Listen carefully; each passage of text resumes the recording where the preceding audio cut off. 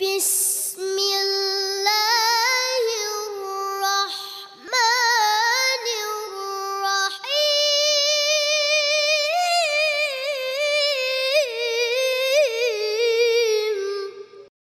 নাহমাদুহু ওয়া নুসাল্লি ওয়া নুসাল্লিমু আলা রাসূলিহিল কারীম আম্মা বা'দ। দূরে কাছে দেশে ও প্রবাসে যারা যেখান থেকে দেখছেন সবাইকে জানাচ্ছি আন্তরিক অভিনন্দন ও মোবারকবাদ। প্রিয় মুসলিম ভাই ও বোনেরা, তথাকথিত লামাযহাবী এক শায়েখ কদমবুসির ব্যাপারে চরম পর্যায়ের দুটি মিথ্যাচারিতা করেছেন, সেটার প্রতিবাদ করার জন্য মূলত আজকে বসেছি। প্রথমে আপনারা ওনার বক্তব্যটুকু শুনুন। আমার মা এবং চাচিদেরকে পা ধরে সালাম করতে পারবো কি না? আসলে সালাম হবে মুখে, পা ধরে কোনো সালাম নয়। তাছাড়া পা ধরে সালাম দেওয়ার কোনো শিক্ষা ইসলাম আমাদেরকে দেয়নি। কপালে চুমোর কথা এসেছে শ্রদ্ধা ভরে মুরব্বীদেরকে, এর বাইরে পায়ে সালাম দেওয়ার কথা নেই। পায়ে চুমো দেওয়ার কথা কোনো গণনা পাওয়া যায়, সেগুলো দাইফ এবং দুর্বল সূত্রে বর্ণিত। আদবুল মুফরাদে কয়েকটা হাদিস পাওয়া যায়। অতএব পা ধরে সালাম দিবেন না, আসসালামু আলাইকুম মুখে বলবেন। এছাড়া ভালোবাসা প্রকাশে হাতে চুমো দিতে পারেন, অন্য কোনো পদ্ধতি অবলম্বন করতে পারেন। পা ছুঁয়ে সালাম দিবেন না। এটা আমাদের সমাজে আসলে হিন্দুদের মধ্যে যে কদম আপনার পদধূলি নেওয়ার প্রবণতা ছিল, সেখান থেকে কদমবুসি এসছে আমাদের মধ্যে, সেখান থেকে পা ছুঁয়ে সালাম করার এই বিষয়টি এসছে, যেটি আসলে সুন্নাহ থেকে প্রমাণিত নয়। প্রিয় দর্শক শ্রোতা, লক্ষ্য করুন, উনি ইমাম বুখারী রাহমাতুল্লাহ আলাইহির আদাবুল মুফরাদের কদমবুসি সংক্রান্ত সেই হাদিসগুলিকে জয়ীফ ও দুর্বল বলে উড়িয়ে দিলেন, অথচ এটা একটা চরম মিথ্যাচারিতা। এই হাদিসগুলি জয়ীফ নয়, কোনটা হাসান কোনটা সহি। যেমন একটা হাদিস আপনার লক্ষ্য করুন, ইমাম বুখারী রাহমাতুল্লাহ আলাইহির আল আদাবুল মুফরাদের 975 নং হাদিসের মধ্যে উল্লেখ রয়েছে।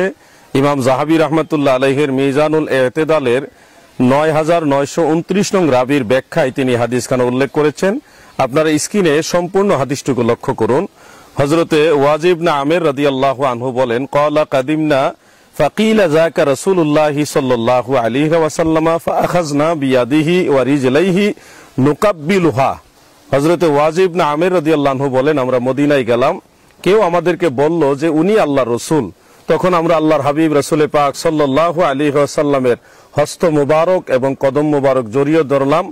এরপরে নুকাব্বিলুহা, নবীজির হাত মুবারকে চুম্বন করলাম এবং নবীজির কদম মুবারকও চুম্বন করলাম। সুবহানাল্লাহ। এই হাদিসের বর্ণনাকারী উম্মু আবান ইবনাতুল ওয়াজে, এই রাবি সম্পর্কে এই লামাযহাবীরা মিথ্যাচারিতা করে তিনি নাকি জয়ীফ রাবি, অথচ হাফিজুল হাদিস ইমাম ইবনু হাজার আসকালানী রাহমাতুল্লাহ আলাইহি তিনার তাকরিবুত তাহজিবের 8700 নং রাবিতে এই রাবির কথা উল্লেখ করে তিনি লিখেছেন মাকবুলা, অর্থাৎ এই রাবি হলো গ্রহণযোগ্য ও নির্ভরযোগ্য রাবি, অর্থাৎ এই হাদিসখানা হলো সহি নির্ভরযোগ্য হাদিস, অথচ উনি এটাকে জয়ীফ বলে উড়িয়ে দিলেন। অনুরূপ আরেকটি হাদিস ইমাম বুখারী রাহমাতুল্লাহ আলাইহি তিনার আদাবুল মুফরাদের 976 নং হাদিসের মধ্যে উল্লেখ করেছেন। ইমাম ইবনু আসাকির রাহমাতুল্লাহ আলাইহির তারিখের মধ্যে 26তম খণ্ডের 376 নং পৃষ্ঠার মধ্যে উল্লেখ করেছেন। ইমাম হিন্দি রাহমাতুল্লাহ আলাইহির কানজুল উম্মালের 37330 নং হাদিসের মধ্যে উল্লেখ। হাফিজুল হাদিস ইমাম জালালউদ্দিন সুয়ুতি রাহমাতুল্লাহ আলাইহির জামিউল আহাদিস সেই কিতাবের 33412 নং হাদিসের মধ্যে এটা উল্লেখ রয়েছে।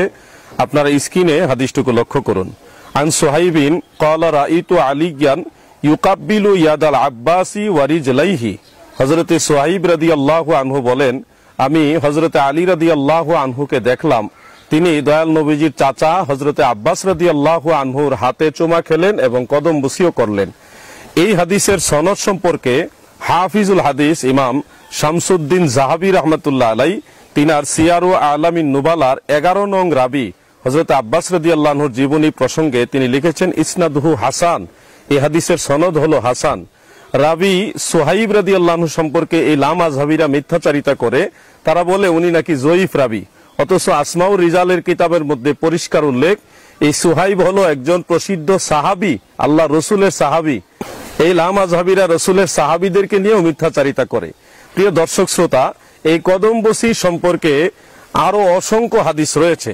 যেমন হযরতে জারিন রাদিয়াল্লাহু আনহু থেকে বিশুদ্ধ সনদে ইমাম ইবনু হাজার আসকালানী বলেছেন, যাইয়েদ সনদে সুনানু আবি দাউদের 5225 নং হাদিসের মধ্যে হাদিস রয়েছে। ইমাম বাইহাকির শুআবুল ঈমানের 8560 নং হাদিসের মধ্যে রয়েছে। ইমাম বগবী রাহমাতুল্লাহ আলাইহির শরহুস সুন্নাহর 12তম খণ্ডের 292 পৃষ্ঠার মধ্যে হাদিস রয়েছে। হাফিজ ইবনু হাজার আসকালানী রাহমাতুল্লাহ আলাইহির ফাতহুল বারি শরহে বুখারী সেই কিতাবের 8ম খণ্ডের 85 নম্বর পৃষ্ঠার মধ্যেও হাদিস রয়েছে। এছাড়াও হযরতে সাফওয়ান রাদিয়াল্লাহু আনহু থেকে কদমবসির পক্ষে হাদিস রয়েছে বিশুদ্ধ সনদে, সহিহ সনদে।